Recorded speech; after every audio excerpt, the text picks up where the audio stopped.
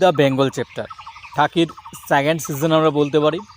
খাকির first যে season সেটা হচ্ছে খাকি দ্য বিহার চ্যাপ্টার, যেটা কিন্তু মানে কি বলবো ব্লকবাস্টার একটা সিরিজ হয়েছিল। সেটা শুধু আমাদের ইন্ডিয়াতে নয়, পুরো ওয়ার্ল্ডে কিন্তু একটা ভালো রেকর্ড কিন্তু সৃষ্টি করে। তো তারই ফলস্বরূপ কিন্তু এই সেকেন্ড সিজন আসছে আগামী 20 মার্চ। এটা নেটফ্লিক্সে আসতে চলেছে। ফ্রাইডে যে প্রোডাকশন হাউস তারাই কিন্তু এটাকে প্রডিউস করছে এবং ক্রিয়েটর হিসেবে রয়েছেন নীরজ পান্ডে। তো যথেষ্ট আশা রয়েছে যেহেতু নীরজ পান্ডে রয়েছে, এবং ট্রেলারটার যদি কথা বলি যথেষ্ট ভালো লেগেছে। এবার এখানে এটা যেহেতু কলকাতাকে কেন্দ্র করে, কলকাতার একটা ঘটনা, আই থিঙ্ক 2003 সালের একটা ঘটনা আমি গুগলে দেখছিলাম, তো সেটাকে কেন্দ্র করে।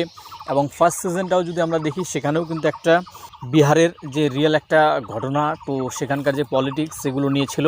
তো এখানেও কলকাতার যে বিভিন্ন পলিটিক্স থেকে শুরু করে সেই সময়ের একটা মানে ঘটনা ঘটেছিল, তো সেটাকে কেন্দ্র করেই মূলত এই সিরিজটা। আমরা যে ট্রেলারটা দেখি, ট্রেলারটা শুরু হচ্ছে শাশ্বত চ্যাটার্জিকে দিয়ে, রয়েছে বাঘ বিদ্ধ হলেও সে বাঘই থাকে। তো সেই ডায়লগ থ্রোয়িংটা জাস্ট কি বলবো, মানে চুমু ছিল সেই ডায়লগ থ্রোয়িংটা। এছাড়াও তারপরে জিদ্দার এন্ট্রি, সেখান থেকে ট্রেলারটা কিন্তু একটা আলাদাই মোড় নিয়ে নেয়। এবং বুম্বাদার এখানে যে মানে মানে তাকে যেভাবে দেখানো হয়েছে, তিনি আই থিঙ্ক এখানে পলিটিশিয়ানেরই একটা চরিত্রে তিনি রয়েছেন। তো তাকে এই ধরনের মানে ক্যারেক্টারে দেওয়া মানে তিনি ফাটিয়ে দিবেন, জাস্ট ফাটিয়ে দিবেন, এটা তো আশাই করা যায়। কারণ তিনি যে ধরনের পারফর্মার, তাকে যে কোনো মানে চরিত্রে আমরা দিই না কেন বুম্বাদাকে, তো তিনি সেটা ফাটিয়ে দেবেন, ঠিক আছে। তো এখানে জিদ্দাকে যেভাবে দেখানো হয়েছে, জিদ্দার যে এন্ট্রি, তিনি একজন সুপারস্টার।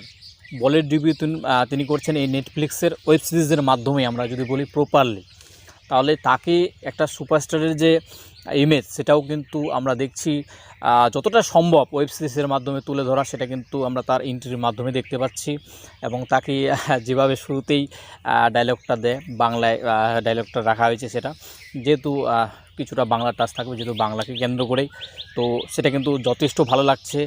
এবং আমরা জিদ্দার কাছ থেকে যে ধরনের পারফরমেন্স মানে আশা করি, রিসেন্ট কিছু ইয়ারে যদি আমরা দেখি সেই ধরনের ছবি নেই তার, মানে বলতে পারি ফিল্মোগ্রাফিতে। তো সেই কারণে কিন্তু আমরা সেই পারফরমেন্সটা পাইনি। আশা করব নীরজ পান্ডে, যিনি ক্রিয়েটর হিসেবে ভালো, যেহেতু তিনি ক্রিয়েটর হিসেবে ইনভলভ রয়েছেন, যদিও ডিরেক্টর আলাদা রয়েছেন এখানে, তো ভালোই একটা পারফরমেন্স আমরা পাবো। তা আমরা ট্রেলারের মাধ্যমে দেখতে পাচ্ছি। এখানে যে গানটা, বাংলার যে গানটা রয়েছে, সেই গানটা অ্যাজ ইউজুয়াল মানে খুবই ভালো লাগছে। যদিও আমি যদি কম্পেয়ার করি ফার্স্ট পার্টের ক্ষেত্রে, অনেকটাই ফার্স্ট পার্টটার যে গানটা ছিল আইয়েনা বিহার হামরে বিহার মে, ওই যে গানটা একটা ছিল, তো এটা আলাদাই, মানে টিউনটার একটা আলাদা মজা ছিল। এটাও ভালোই মনে হচ্ছে, বাট যদি কম্পেয়ার করে তো আমি অবশ্যই বলবো ফার্স্ট যে গানটা সেটা কিন্তু আলাদাই ছিল।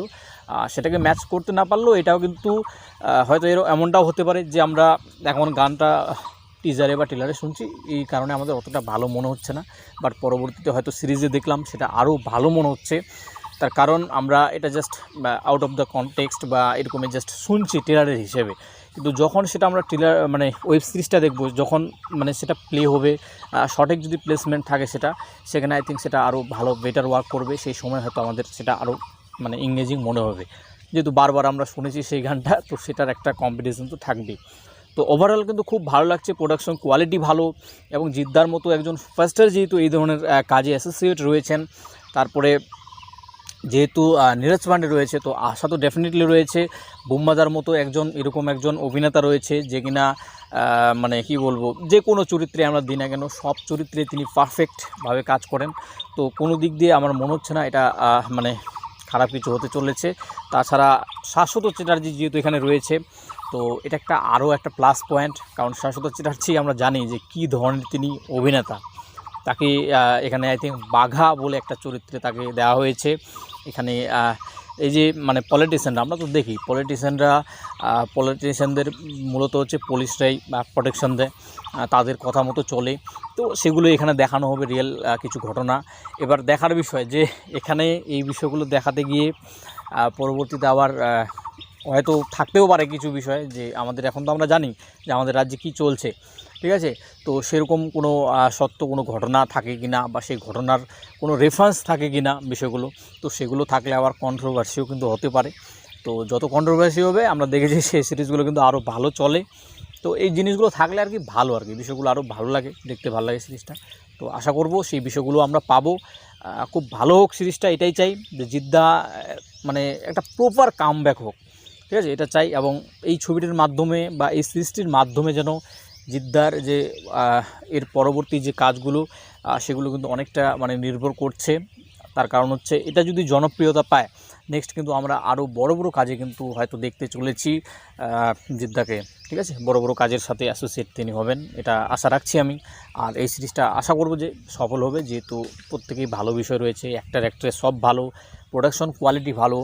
তারপরে এখানে দেখো গল্পের ক্ষেত্রে যদি বলা হয়, গল্প খুব একটা মানে নতুন নেই, ঠিক আছে, সেগুলোই বিষয়।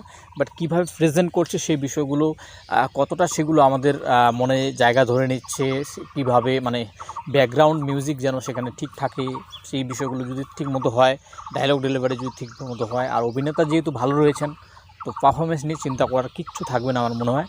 তো খুব ভালো একটা সিরিজ, আশা করব হবে এটা। তো বাকি সিরিজ এলেই বলা যাবে। 20 মার্চ আমি তো মানে অনেক অধীর আগ্রহে অপেক্ষা করছি অনেক দিন ধরে এই সিরিজটার জন্য, ঠিক আছে। প্রত্যেকে থ্যাংক ইউ।